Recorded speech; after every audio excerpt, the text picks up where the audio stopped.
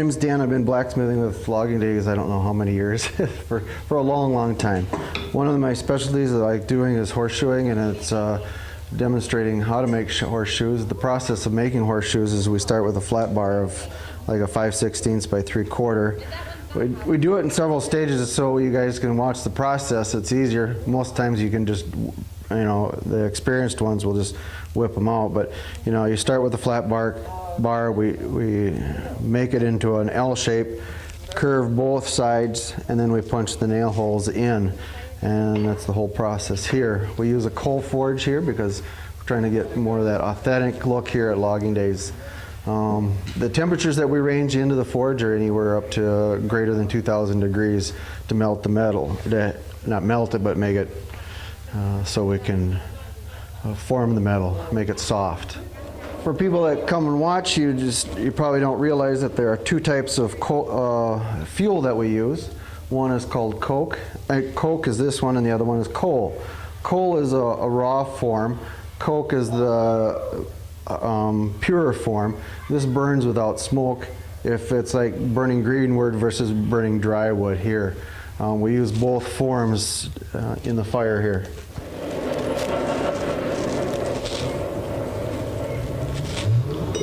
One of the basic tools is my hammer. It's got two sides, a flat and the other end. It's called a rounding hammer, just for the very reason we do rounding.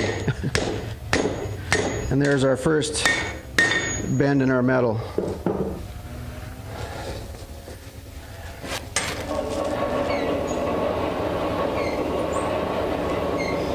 If you're not careful, you can end up burning your metal.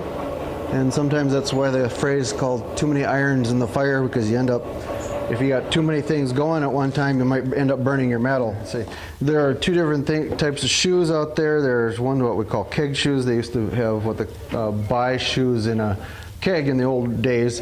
That way they'd take them out on the wagon trains and they'd be already pre-fit for the horses that they ride. But these, if you notice that they're round, when we go to do the other end, this is a hand turn shoe as well.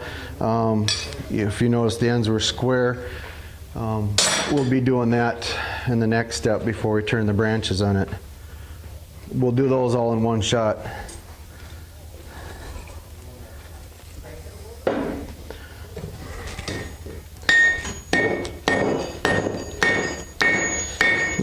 Taper the ends so you get that tapered and round when we go to file it off later.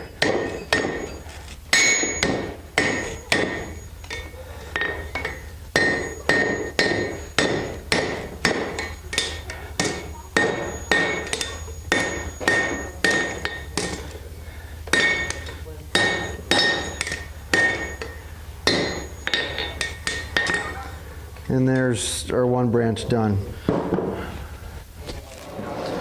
So my next step in doing the nail holes will be I'll do what we call a headset. That's the headset that's for the head of the nails. Then my next one is called a pritchel. That's the one that goes all the way through to finish the nail hole. And then when we get all things said and done, we'll do a back punch just to square up the hole. It's a 6-footer and it's got the trucks. Oh, tricky.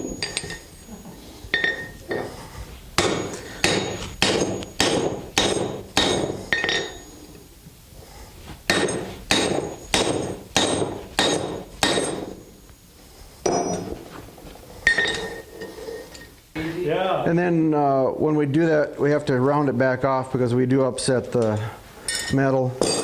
And then there's your, just to square them up again.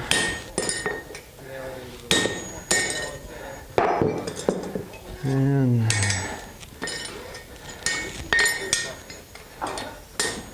how many holes do you put in a shoe that size?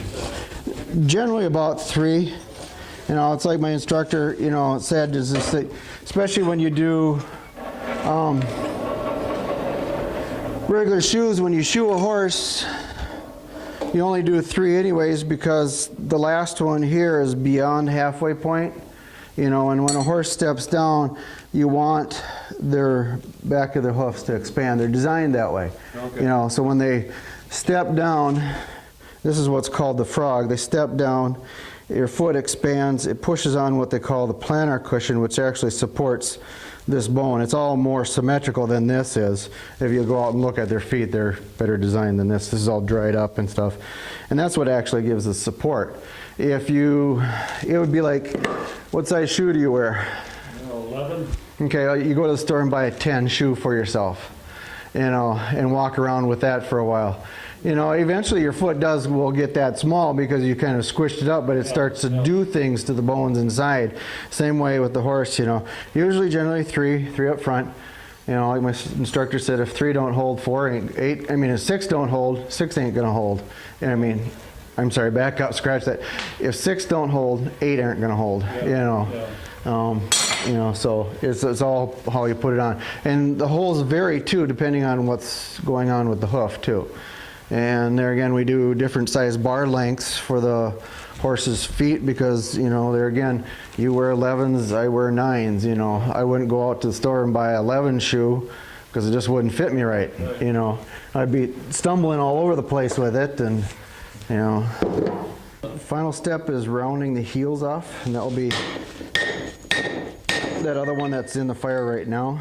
We'll be doing that one next.